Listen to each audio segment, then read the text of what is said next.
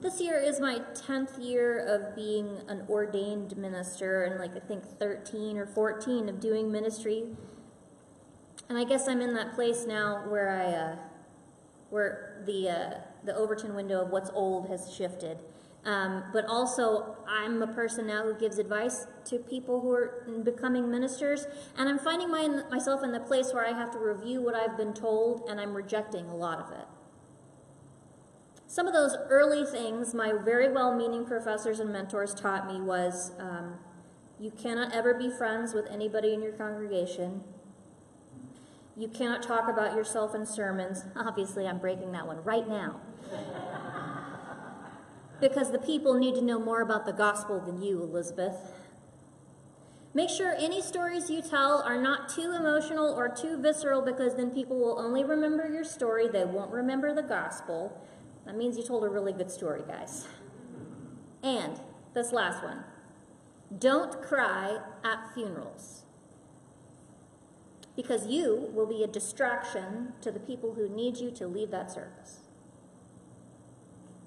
Now, I am willing to talk about the wisdom of those first three and all the nuances around them, but don't cry when people you love died has always stuck in my craw. Now, I understand the wisdom of please do not become a catatonic mess when you're in charge of something. That I get, but don't have any visible feelings at all? No. No, thank you. There's also gendered weird stuff in that we won't get into right now. I didn't understand for a really long time the roots of this wisdom that I refuse to pass on now until I started reading more about vulnerability and power.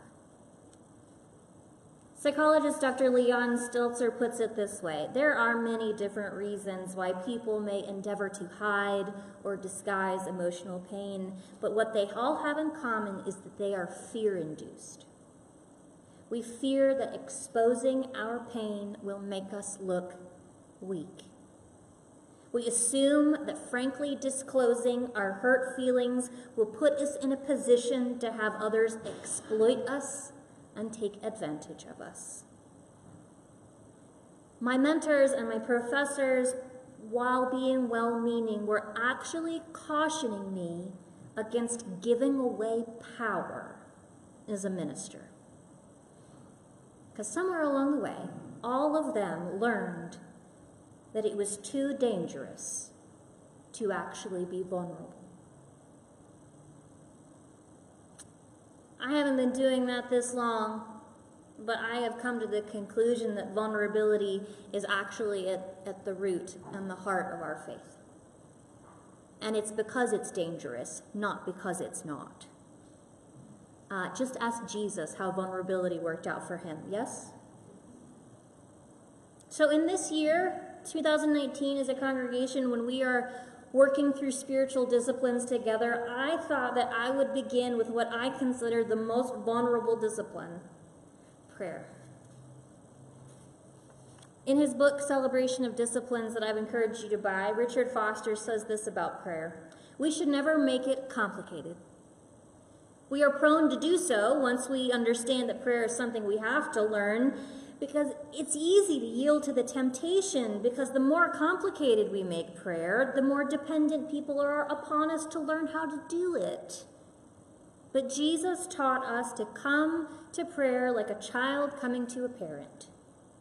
Openness, honesty, and trust mark the communication of children with parents. There is an intimacy in this relationship that has room for both seriousness and laughter. Now, I have a lot of memories of speaking with my mom and dad, and between one moment and the next, being able to flip from laughter shared together to tears. I am vulnerable to them, and they are vulnerable to me. And in that intimacy, we are able to be messily ourselves. That has turned out to be a great gift of being a friend of my parents as an adult, that we're all messy. Our scripture readings, both of them this morning, are stark portrayals of people praying at the messiest moments of their lives.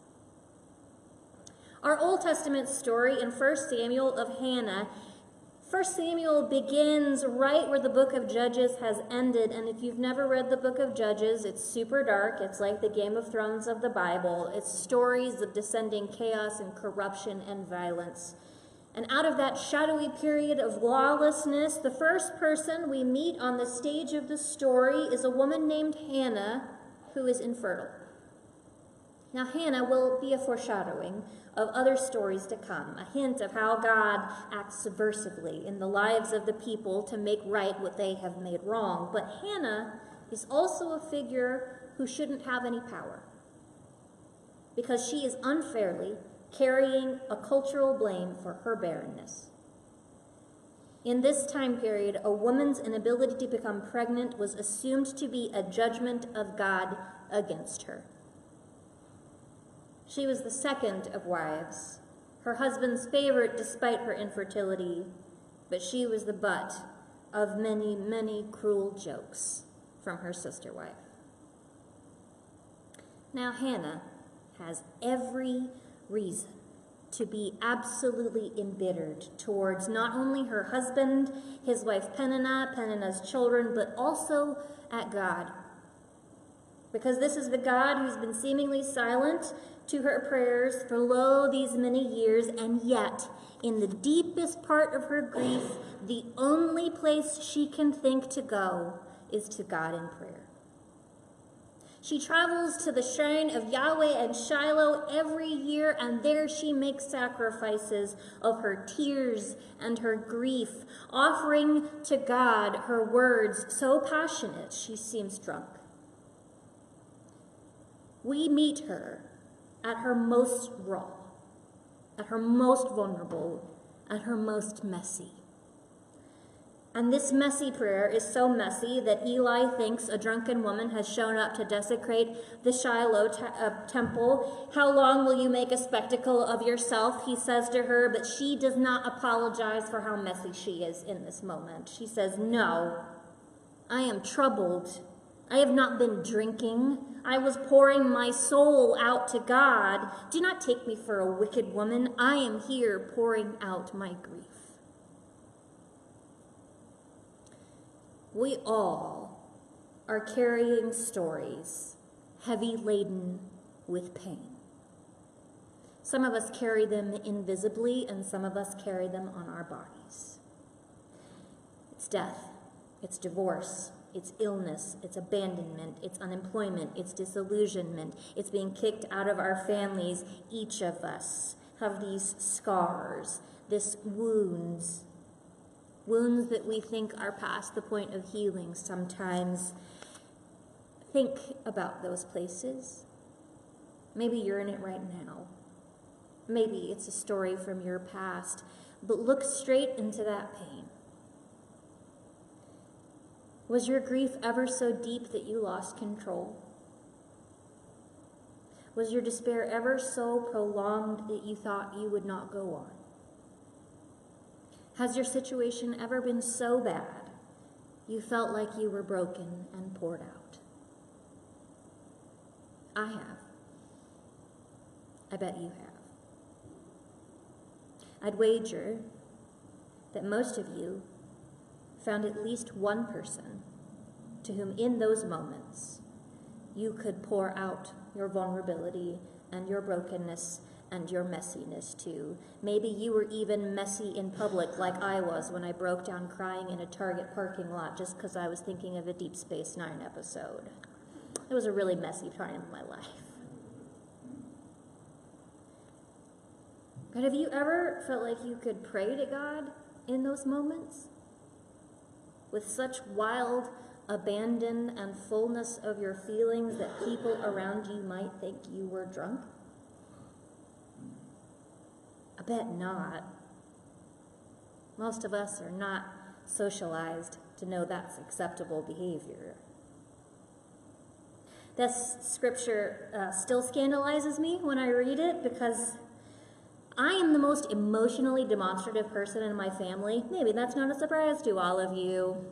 On both sides, that's me. I'm that kid. And I'm uncomfortable with this kind of vulnerability. And I think I find this kind of vulnerability with God difficult because, like Richard Foster, I've been trying to make prayer very complicated. Like it was a spell I needed to do exactly right. I think I also find this kind of messiness with God difficult because, like my professors and mentors advised me, I'm still really wrapped up in holding on to power and propriety, and that desire to have power and not vulnerability short circuits my prayers. And I think I also find this kind of messiness with God difficult because it's hard for me to imagine that God approves. My theological imagination around prayer is not very developed. But it's not just Hannah who's messy, whose story and prayer prove to me that I'm wrong when it comes to this idea that prayers have to be put together. Jesus prays really messy and vulnerable prayers too. Earlier, Jean read from the Gospel of Matthew about Jesus' prayer in the Garden of Gethsemane. And guys, this is not a calm scene. I don't know how you heard this before, but Jesus is freaking out. Jesus went with his disciples to a place called Gethsemane, and he said to his disciples, just sit here while I go over there and pray. And he took with him Peter and the two sons of Zebedee, and he began to be grieved and to be agitated. And he said to them, I am deeply grieved, even to death. Remain here. Stay awake with me. Has anybody ever depicted Jesus as grieved and agitated to you? I don't know that I ever received that in my life. This is not collected. This is not a cerebral. This is not a ritualistic Jesus. This is a panicked, grieved, despairing Jesus. And in Luke's recollection of this same event, he tells us that Jesus is so agitated he sweats blood, which actually is physiologically possible. And into this sweaty, bloody, despairing panic, Jesus lifts up a sweaty, bloody, despairing prayer.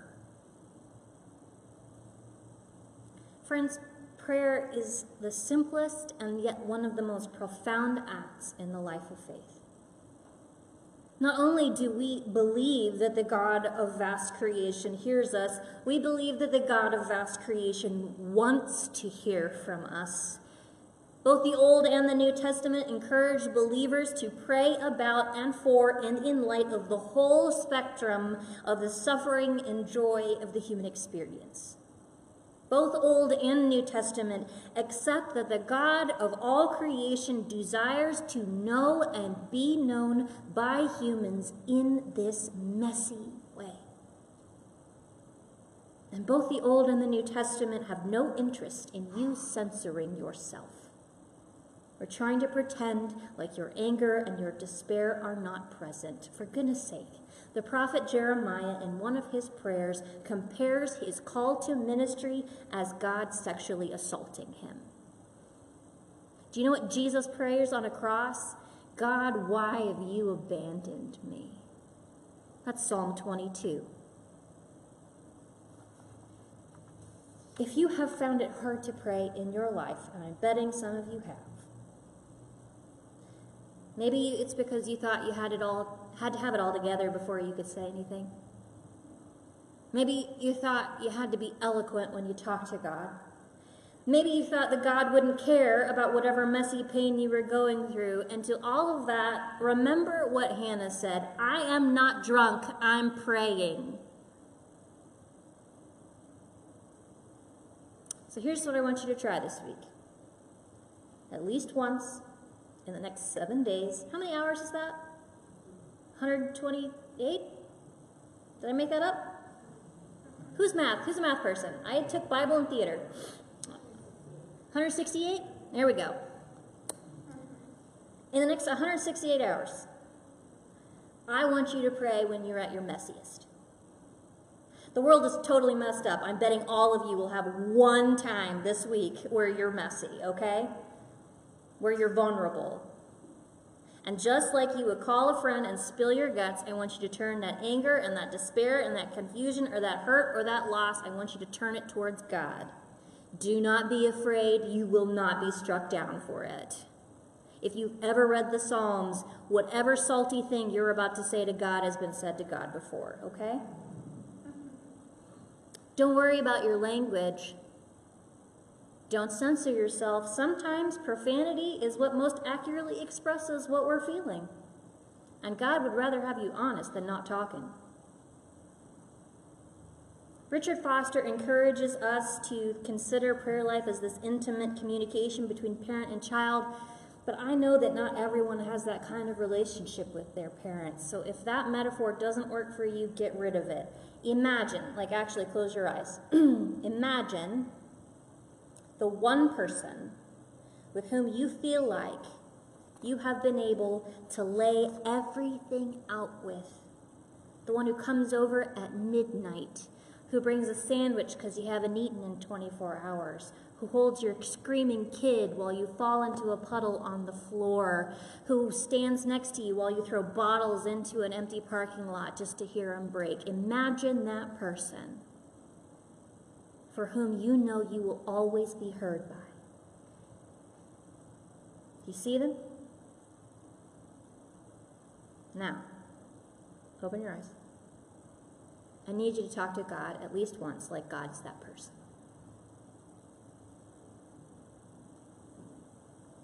Maybe that justice issue you've been working on for years is still a disaster, and you wonder whether or not it's been worth it. I need you to tell that to God. Yell it if you need to. We've got a parking lot behind the church if you need a place to yell and not have the cops called on you, okay? Is your job one moral compromise after another that makes you feel like you're wasting away under corrupt systems for a paycheck? Tell that to God. Cry through the whole thing if you need to. Is the pain of the world demoralizing? Do you feel powerless even though every day you're striving to advocate for and take care of the lost and the least in the world? I need you to tell that to God. Narrate it so expressively that everything is the worst that people in the car next to you think you might be being broken up with over the phone. Now, is there more to prayer than tears and yelling and messy pain? Yes, obviously. But prayer is also tears and yelling and messy pain, because that's what human life is. To grow deeper in intimacy and knowledge with our God, we have to begin the conversation, and the conversation needs to be true to who we are and what we're experiencing. Now, is this kind of prayer a guarantee that God will give us what we want when we ask it? No, God's not a genie. This is not a magic spell. Hannah prayed messy prayers for years before she finally became pregnant. But messy prayers are necessary. Messy prayers are profoundly good. They're a sign that you have chosen to be vulnerable, to stop caring about power and propriety and how you are perceived, to stop making this whole talking to God thing complicated. This week, at least once, I need you to be like Hannah. I need you to be like Jesus. Lift up your pain in whatever language you need, whether you're rambling out loud or singing a song or mumbling while you run or journaling on a piece of paper. Lift up you and your mess. And know that you are heard, not in spite of it. That you are loved, not in spite of it. That you are embraced exactly as you are. Because prayer is the place for utter truth. You don't need to hide anymore.